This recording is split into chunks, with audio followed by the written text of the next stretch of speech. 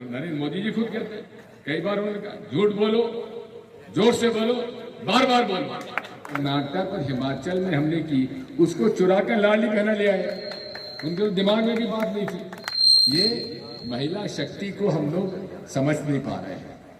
और ये भारतीय जनता पार्टी ने हमारी चुनाव की घोषणा जो कर्नाटक और हिमाचल में हमने की, उसको चुरा कर लाडली बहना ले आए। उनके तो दिमाग में भी बात नहीं थी। गलती हमसे ये हुई कि आचार संहिता लगने के पहले हमने घोषणा कर दी कि 1500 रुपये देंगे, तो उसने चुरा के लाडली बहना कर लिया और हमारे को नुकसान भी हुआ। इसलिए साथियों, महिलाओं का आरक्षण राजीव गांधी जी ने दिया, महिलाओं का आरक्षण हमने मध्य प्रदेश में कांग्रेस पार्टी ने दिया, पुलिस में भर्ती में आरक्षण महिलाओं का हमने दिया। हर तरह से तो महिलाओं का सम्मान हम लोगों ने दिया ही है। और गरीब विधवाओं का पेंशन, गरीब परिवारों का पेंशन हम लोगों ने दिया। इसलिए कांग्रेस ने बहुत काम किए। मैं एक बात और कहता हूं, हमारे कांग्रेस के जो कार्यकर्ता हैं वे सुझाव देने में बहुत होशियार हैं। सुझाव जरूर देंगे, खुद नहीं करेंगे। अभी एक बच्चा मेरे पास आया, उसने कहा साहब जितनी भी जगह तुलाई हो रही है वहां कांग्रेस के लोगों को जाके बैठना चाहिए और बताना चाहिए। मैंने कहा तुम कितनी बार गए हो जरा बता दो। खुद नहीं जाएंगे लेकिन सुझाव देने के लिए चले आएंगे, क्योंकि हमारा जो संगठन है वो विचारक है, विचारों से ओतप्रोत है, सुझावों से ओतप्रोत है। और ये भाजपा के जो है ना, ये प्रचारक है।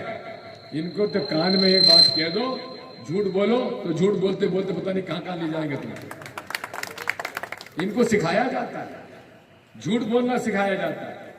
झूठ बोलो, नरेंद्र मोदी जी खुद कहते हैं, कई बार उन्होंने कहा झूठ बोलो, जोर से बोलो, बार बार बोलो।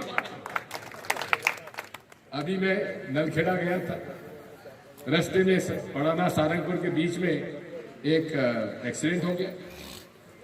एक गाड़ी से एक दो लड़के बैठे थे, मोटरसाइकिल एक्सीडेंट हो गया, बेचारा सड़क पे पड़ा हुआ। लोग कह रहे 108 बुलाओ, 108 बुलाओ, और उसके बेचारे के खून बह रहा, सर पे चोट लगी। मैंने अपने गाड़ी में उसको उठा के सारंगपुर अस्पताल ले गया, वहां मैं खुद गया, सारी बातचीत की। खैर ईश्वर की कृपा से वो बिल्कुल स्वस्थ है, ठीक है, अपने इलाके का था, सारंगपुर इलाके का। लेकिन जब ये बात मीडिया में आई तो भाजपा के नेताओं ने कहा कि दिग्विजय सिंह की गाड़ी ने एक्सीडेंट किया, उन्होंने एक्सीडेंट किया, इसलिए जाके अस्पताल गए। ये कितना झूठ बोल रहे हैं भगवान भरोसे। मुझे तो पता नहीं क्या क्या सुनना पड़ता है, क्योंकि मैं इनका आलोचक हूं।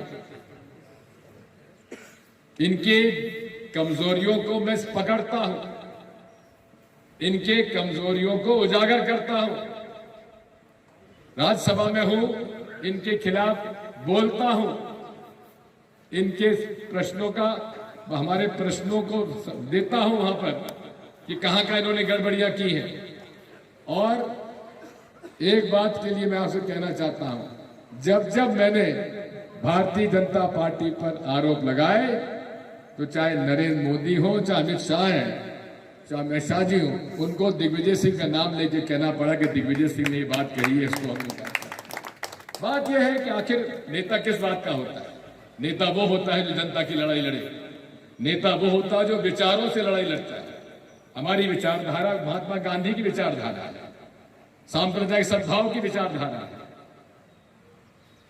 सर्वधर्म समभाव की विचारधारा है। मैं तो हमेशा इस बात को कहता हूं, भाई धर्म को तुम क्यों राजनीति में लाते हो? धर्म जोड़ता है। धर्म सभी धर्मों के साथ लेकर चलने का तो हमारा जो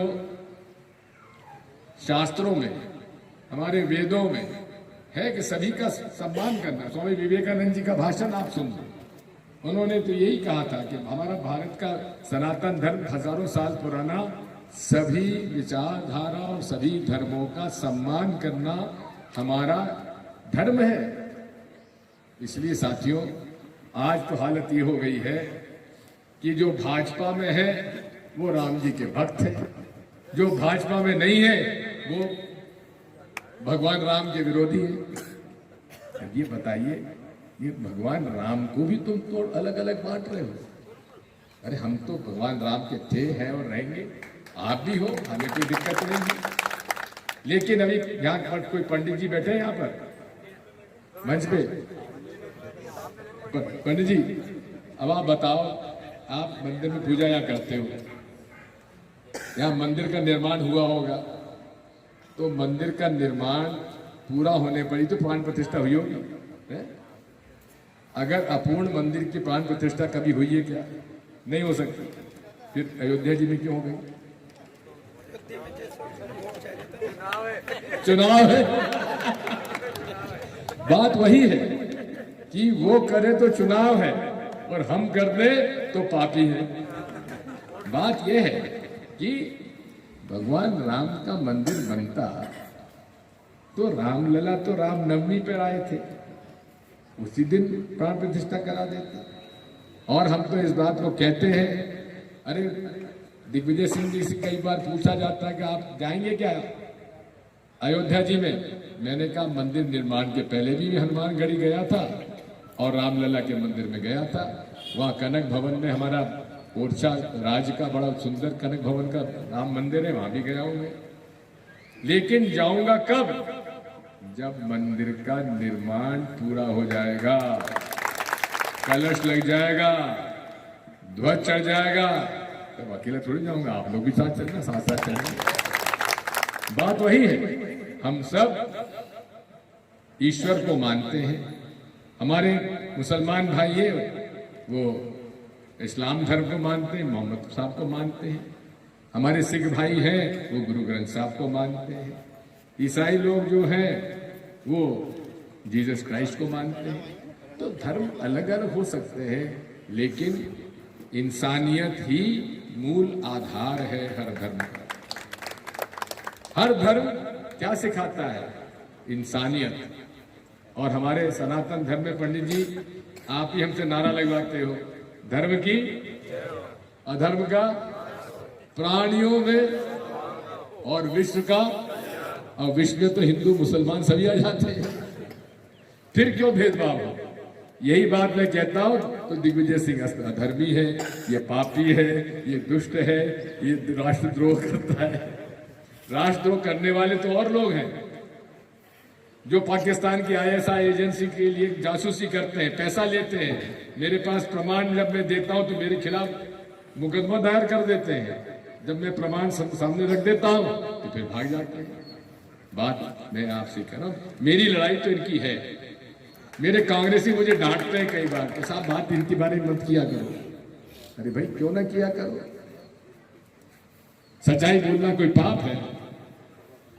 मैं क्या अधर्मी हो जाऊंगा अगर मैंने भगवान राम के लिए मैंने अपनी बात कही है? तो कितने भाजपा के नेता हैं जिन्होंने नर्मदा जी की परिक्रमा की हो? लगा पता दो, पैदल पैदल। मामा ने तो करी थी हेलीकॉप्टर से। कितने ऐसे लोग हैं जिनके घरों में मंदिरों में अखंड ज्योत जलती है। मेरी जब मां का देहांत हुआ तो पंडित जी ने कहा मुझसे कि साहब एक दिन आप एकादशी का व्रत करो। मैंने कहा नहीं, अब जीवन भर एकादशी का व्रत करूंगा, करता। फिर भी दिग्विजय सिंह अधर्मी हो गया, दिग्विजय सिंह पापी हो गया, दुष्ट हो गया। ये कब तक मेरे ऊपर आरोप लगाते रहोगे मेरे भाइयों, भारतीय जनता पार्टी के नेताओं? इसलिए साथियों, ये कोई लड़ाई धर्म की लड़ाई नहीं है। धर्म की लड़ाई तो अधर्म के खिलाफ होती है। इसमें कहां कोई अधर्म है। जितनी झूठ फैलाना चाहो फैलाओ, लेकिन महात्मा गांधी से बड़ा कोई सनातन धर्म का पालन करने वाला आज के समय में हमें दिखता नहीं। उनको जब गोली लगी, उनकी जुबान से आखिरी शब्द क्या निकला? हे राम। ये धर्म है, ये मानवता है, और ये राष्ट्रभक्ति है, और यही हमारी भक्ति है। ये हमारे मेयर साहब जराजे हैं, हमारे जिला परिषद में। अब इनको इस्लाम परिवार में, मुसलमान परिवार में पैदा हुए, तो क्या इनका कसूर है? ईश्वर ने जहां पैदा किया उसका पालन कर रहे हैं। और ईमानदारी के साथ दृढ़ता से कर रहे हैं, हम इनका सम्मान करना चाहिए। इनका क्या कसूर है? हम अगर हिंदू धर्म में पैदा हुए, हमको इस्लाम धर्म का सम्मान करना चाहिए। बात वही है, ये मत बांटो इस देश को। कितना बांटोगे? कब तक बांटोगे? बांट के कहाँ ले जाओगे? कब तक वैमनस्यता फैलाओगे? कब तक नफरत फैलाओगे? इसीलिए तो राहुल गांधी जी ने यात्रा करी थी कन्याकुमारी से कश्मीर तक। मैं साथ गया था। नफरत छोड़ो, भारत जोड़ो, ये आज देश मांगता है और यही कांग्रेस मांगती है। अमीर अमीर होता जा रहा है। आज जितने भी बड़े बड़े लोग हैं, 70% संपत्ति केवल 100 परिवारों के पास है। अभी लिस्ट आई है खरबपतियों की। खरबपतियों की लिस्ट में भारत के लोगों की संख्या बढ़ती जा रही है और गरीबी भी बढ़ती जा रही है। अमीर गरीब की लड़ाई जब होगी तो कोई नहीं बचेगा। समाज में बहुत ज्यादा असमानता चलेगा नहीं। आज इसीलिए आप सबसे मेरी प्रार्थना है, संकट का काल है, संकट का समय है। मैं आपसे यही प्रार्थना करने आया हूं, आप और हम सब मिलकर उन लोगों के लिए लड़ाई लड़ें जो बेचारे आज दुखी हैं, पीड़ित हैं, जिनकी आवाज बंद कर दी जाती है, जो कि अपनी बात मनवा नहीं सकते। हमारी लड़ाई तो कांग्रेस पार्टी की अन्याय और अत्याचार के खिलाफ है। अगर कांग्रेसी भी अन्याय अत्याचार करेगा तो दिग्विजय सिंह उसका विरोध करेगा, क्योंकि हम सब लोग इस बात को समझते हैं कि आखिर हम राजनीति में क्यों हैं, हम समाज सेवा में क्यों हैं। इन सब बातों को समझने की आवश्यकता है।